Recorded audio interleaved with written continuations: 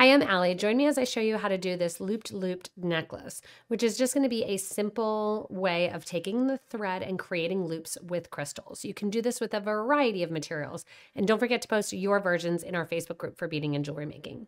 Remember, if you ever need any supplies, go ahead and look below the video in the description. We'll put links there to get back to the website. Gather up some simple materials and let's get started. Sometimes the most simplistic ideas are the prettiest. We're going to be creating loops, and you can do this with all different patterns, with all different sizes. I'm just going to show you one of the ways to do so. I have 11/0 and 15/0 seed beads, as well as 2mm, 3mm, and 4mm beads, 2 crystals, and a pearl. I'm using some size 8 dragon thread in the white color, and I have on a size 10 needle here with a bead to work as a stop bead at the very end. This is because we're not going to need to put on the clasp right away because we're going to be coming back through the project. To begin, I'm going to start a couple where it's just a pattern and not a bunch of loops. So we're going to start with our pearl at the end here. I'm going to put on one of my pearls here. And then after the pearl, we're going to add 1 and 2 of our 15/0s, followed by 1 11/0, followed by 2 more 15/0s. We're going to let that drop down next to our stop bead. And then I'm going to repeat that pattern an additional 3 times before we start doing any of our loops. So same deal here. You're going in and you're adding your pearl. Then you're going to add your 2 15s, 1 11, 2 15s, and your next pearl.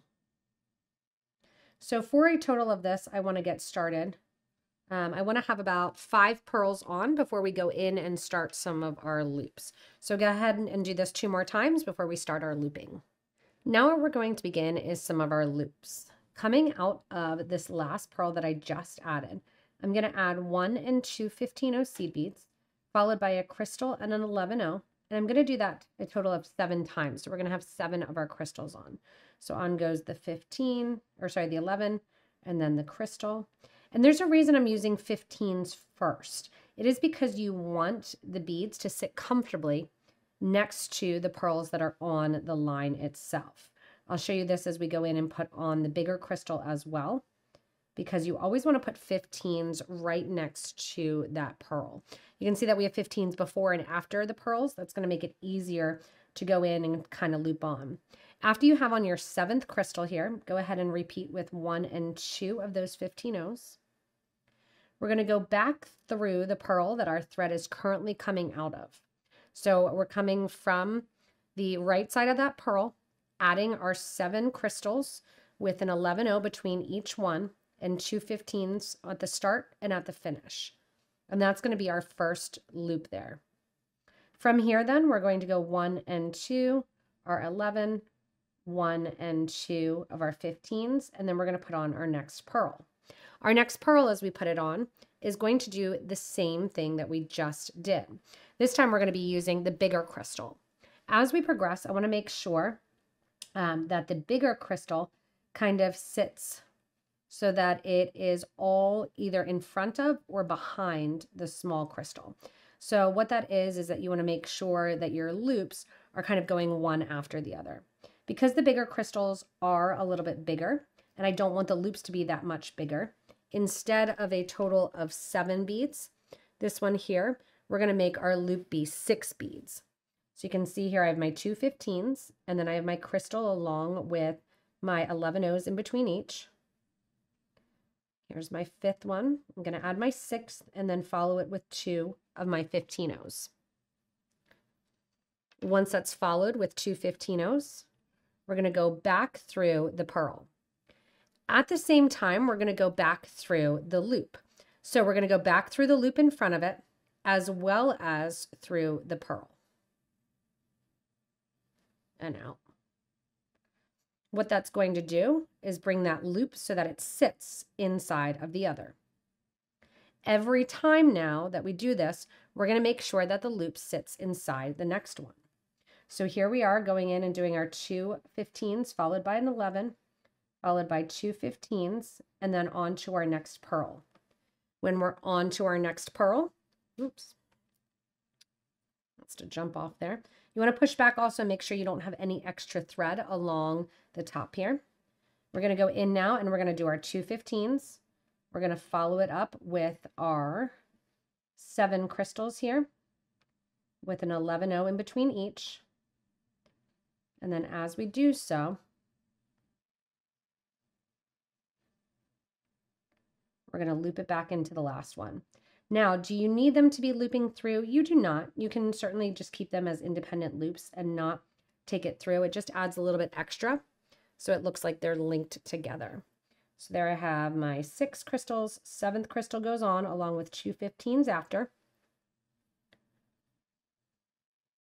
You're going to go back to your next loop. So under the loop towards the top.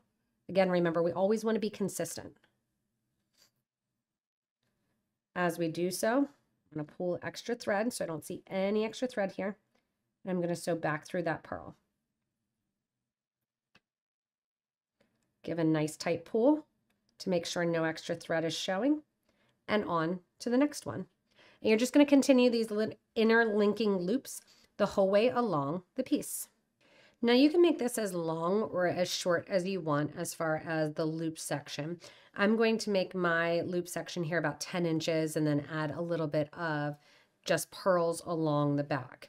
The reason that I said that you didn't need to do the clasp right away is because I want to bring the thread back to help to really secure it. And also you may notice as you're working on it that it kind of wants to twist. This is because we're always going underneath and over the top. So we're naturally creating a curvature with the thread.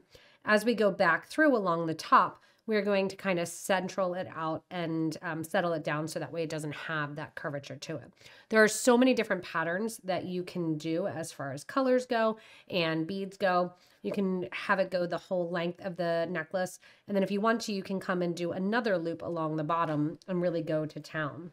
Once you are done with your last loop, which I would suggest making it the same color as your first loop here, you're just going to go in and repeat along the back here more of those pearls.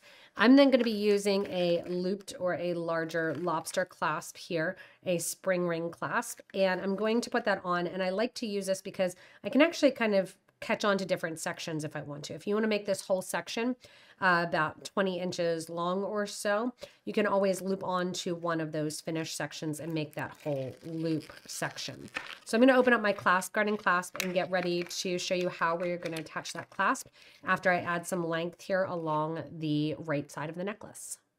So we're going to be using a wire guard or a wire guardian.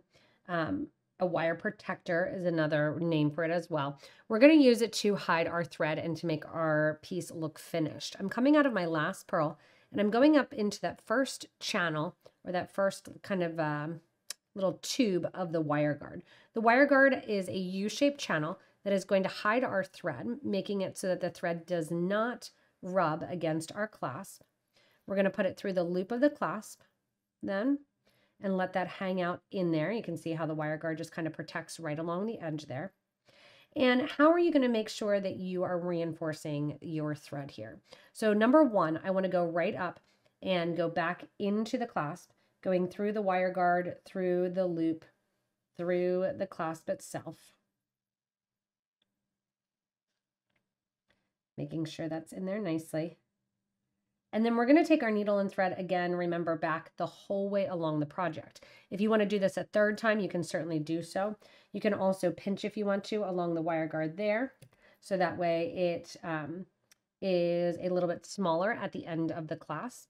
We're going to go the whole way through the piece. Again, what that's going to do is help to lay out those pearls. We're going to do the clasp then on the opposite side, and simply bring our thread back through one more time and tie off our thread ends to the start thread end there. Once you add the length and burn off the thread ends, you can see how fun this looped necklace sits. Again, you can do another row of loops then if you want to, catching on to the bottom row as well, or even do a bracelet where you're running down the two sides and you're looping on the sides as well. So many different variations of this, and it's just a fun reminder that simple sometimes is really, really great to do and to bring yourself back to some of those simple techniques.